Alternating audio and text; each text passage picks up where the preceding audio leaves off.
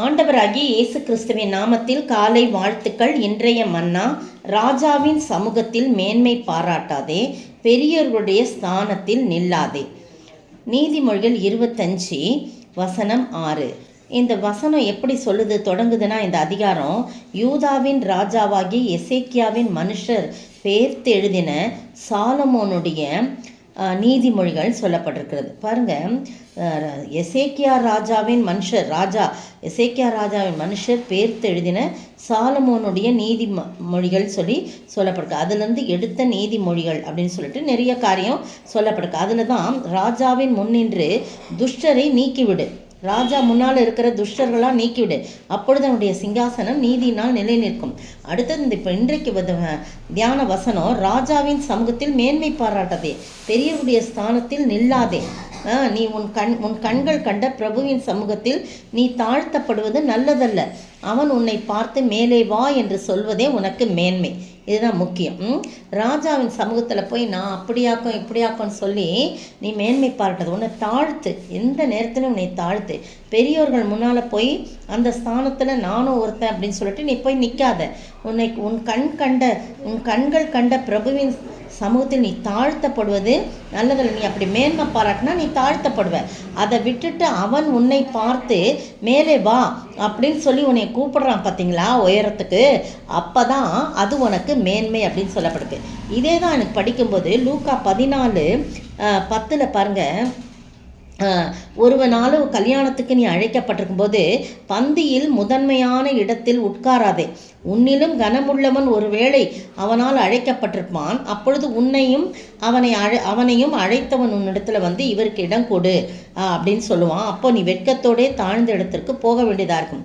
நீ அழைக்கப்பட்டிருக்கும் போது போய் தாழ்ந்த இடத்தில் உட்காரு, அப்பொழுது உன்னை அழைத்தவன் சிநேகிதனே உயர்ந்த இடத்தில் வாரு. இப்பொழுது வாஸ்தவம் இல்லையா? அப்படியே உன்னை பார்த்து மேலே வா என்று சொல்வதே உனக்கு மேன்மைட்டு. உன்னை அழைத்த சிநேகிதனே உயர்ந்த இடத்தில் வாரும் என்று சொல்லும்போது உன்னுடனே கூட பந்தி இருந்தவர்களுக்கு முன்பாக உனக்கு கனம் உண்டாகும். அதுதான் உனக்கு மேன்மை. தன்னைத்தான் உயர்த்துகிறவனும் தாழ்த்தப்படுவான், தன்னைத்தான் தாழ்த்துகிறவன் உயர்த்தப்படுவான் என்று சொல்லலாம். அதுக்கு தான் இந்த ஓமையை என்ன பண்ணுறாரு, அவர் சொல்கிறார், விருந்துக்கு அழைக்கப்பட்டவர்கள் பந்தியில் முதன்மையான இடங்களை தெரிந்து கொண்டதை பார்த்து அவர்களுக்கு ஒரு ஓமையை சொல்கிறார் கர்த்தராகிய இயேசு கிறிஸ்து சொல்கிறார். பார்த்தீங்களா? அப்போ நீங்களும் நானும் எப்போவுமே பெரிய இடங்களில் உட்காரும்போது நம்ம தாழ்மையாக இருக்கணும். போய் அவங்களா கூப்பிட்டு போய் உட்கார வைக்கிறது வேறு. நம்ம என்ன செய்யணும், பரவாயில்ல இருக்கட்டும் அப்படின்னு சொல்லிட்டு நம்ம என்ன செய்யணும், தாழ்மையாக இருக்கணும். அப்போ என்ன பண்ண, ஏன் இங்கே உட்காந்துருக்குறீங்க, முன்னாடி வாங்க அப்படின்னு சொல்லி கூட்டிகிட்டு போகிறாங்க பார்த்தீங்களா? அப்போ எல்லாருக்கும் முன்பாக அது நமக்கு மேன்மையை உண்டு பண்ணும். அதனால் இதை சொல்லிட்டு தான் ஆண்டவர் என்ன சொல்கிறாரு, தன்னைத்தான் தாழ்த்துகிறவன் எவனோ அவன் உயர்த்தப்படுவான், தன்னைத்தான் உயர்த்துகிறவனோ அவன் தாழ்த்தப்படுவான்னு சொல்லப்பட்டிருக்கு. அதனால் நம்ம மற்றவர்களுக்கு முன்பாக தாழ்மையோடு இருக்கும்போது நம்மை ஆண்டவர் மேன்மைப்படுத்தி கனப்படுத்தி நம்மை உயர்த்த வல்லமையுடையவராக இருக்கிறார். அப்படிப்பட்ட ஆண்டவரை நோக்கி பார்ப்போமா, ஜெபிப்போம். கர்த்தர் உன்னை மேன்மையாக வைப்பார், நீ கலங்காதே மகளே. கர்த்தர் உன்னை மேன்மையாக வைப்பார், நீ கலங்காதே மகளே. ஸ்தோத்திரிக்கிற ஆண்டவரே, துதிக்கிற ராஜா, கர்த்தர் எங்களை மேன்மையாக வைக்கிறீர், அதற்காய் ஸ்தோத்திரம், கொடான கோடி ஸ்தோத்திரம்.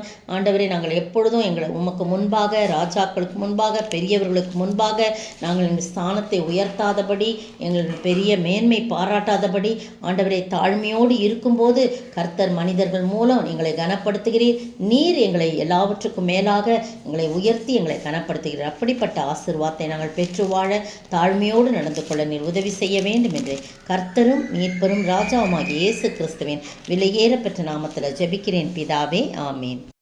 நேற்றைய பதில், கிறிஸ்துவின் உடையவர்கள் தங்கள் மாம்சத்தையும் அதன் ஆசை இச்சைகளையும் சிலுவையில் அறைந்திருக்கிறார்கள். கலாத்தியர் 5:24. இன்றைய கேள்வி, ஒருவன் யாதொரு குற்றத்தில் அகப்பட்டால் ஆவிக்குரியவர்களாகிய நீங்கள் என்ன செய்ய வேண்டும்? ஒருவன் யாதொரு குற்றத்தில் அகப்பட்டால் ஆவிக்குரியவர்களாகிய நீங்கள் என்ன செய்ய வேண்டும்?